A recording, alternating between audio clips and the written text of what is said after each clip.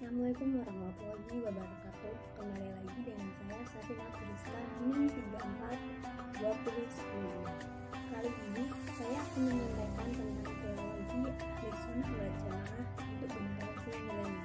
Kalian tahu nggak sih SWJ itu apa? Ahli Sunnah wal Jamaah menurut bahasa berasal dari 3 suku kata dalam bahasa Arab, yaitu 1. Ahlun berarti kelompok, keluarga, atau umat. Yang kedua, sunnah berarti jalan atau ajaran Nabi meliputi perkataan, perbuatan, perkataan Nabi Muhammad SAW. Yang ketiga, al-jamaah berarti golongan mayoritas umumnya umat Islam. Sedangkan menurut istilah Ahli Sunnah wal Jamaah artinya teologi atau ajaran Islam yang murni sebagaimana yang diajarkan oleh Rasulullah SAW bersama para sahabat-sahabatnya dan para tabi'in.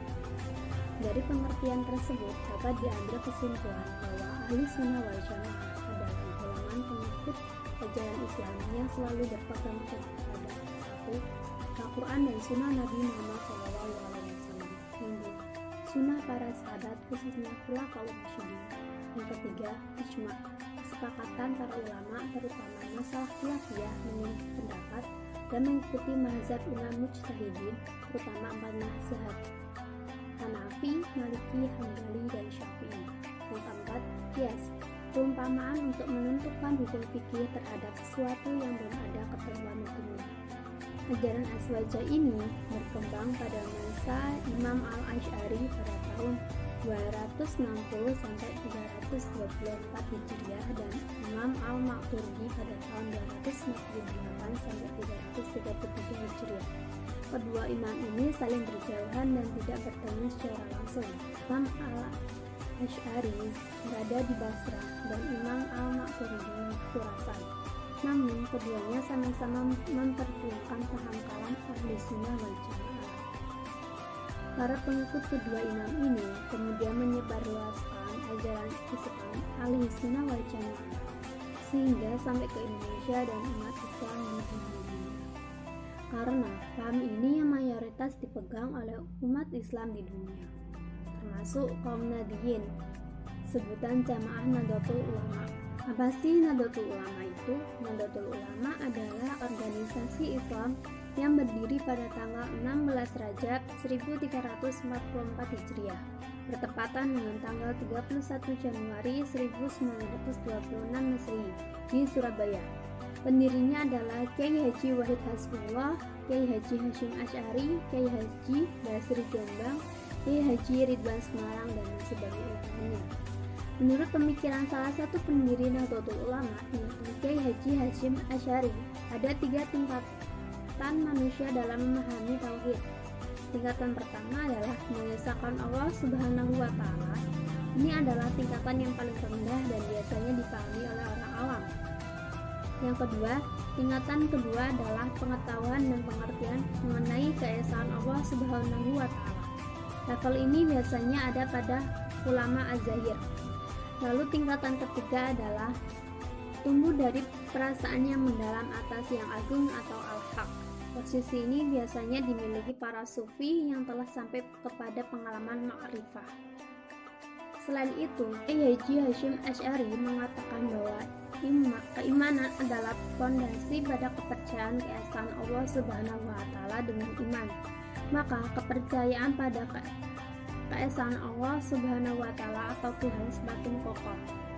Bagi Kyai Haji Hasyim Asy'ari, Islam tidak hanya berbicara tentang ketuhanan, tetapi Islam juga berbicara tentang aspek-aspek sosial, politik, dan ekonomi masyarakat terbelakang.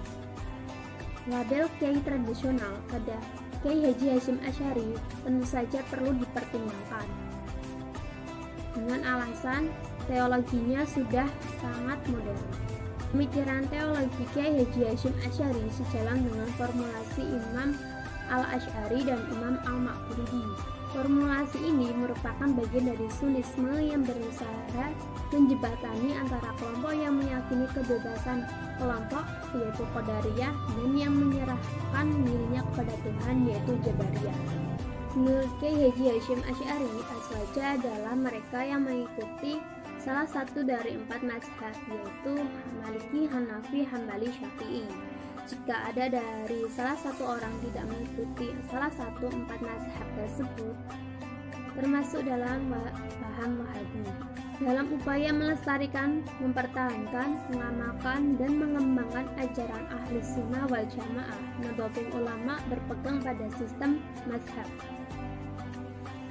Dalam bidang akidah, mengikuti mazhab yang dipelopori Imam Abu Hasan al-Asy'ari dan Abu Mansur al-Maturidi. Dalam bidang fikih, mengikuti salah satu mazhab 4, yaitu Syafi'i, Maliki, Hanafi, dan Hambali. Dalam bidang akhlak atau tasawuf, mengikuti mazhab Imam Junaidi al-Baghdadi dan Imam al-Ghazali.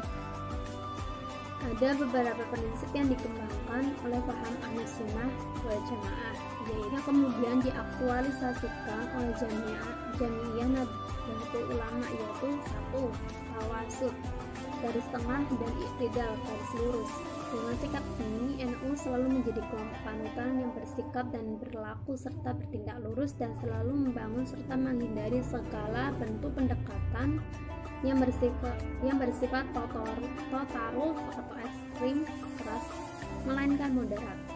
Yang kedua, tasamuh, sikap toleran terhadap perbedaan-perbedaan baik masalah agama, terutama hal-hal yang bersifat furu'iyah atau masalah khalifiyah, serta dalam masalah kemasyarakatan dan kebudayaan. Yang ketiga, tawazun, hikmat. Yang keempat, amar ma'ruf nahi munkar, selalu mengingatkan untuk mendorong perbuatan yang baik, berguna, dan bermanfaat bagi kehidupan bersama, serta menolak dan mencegah segala hal yang dapat menjerumuskan dan merendahkan nilai-nilai kehidupan. Basi akad 50 adalah pengetahuan yang berisikan satu kumpulan atau ikatan mengenai sahnya iman dan Islam yang jumlahnya 50, yaitu dikenal dengan istilah aqaid satak. Aqaid 50 dibagi menjadi 2, yaitu aqaid ilahiyah, yaitu aqaid yang berisikan 20 sifat wajib bagi Allah, 20 sifat mustahil bagi Allah, dan 1 sifat jaiz bagi Allah.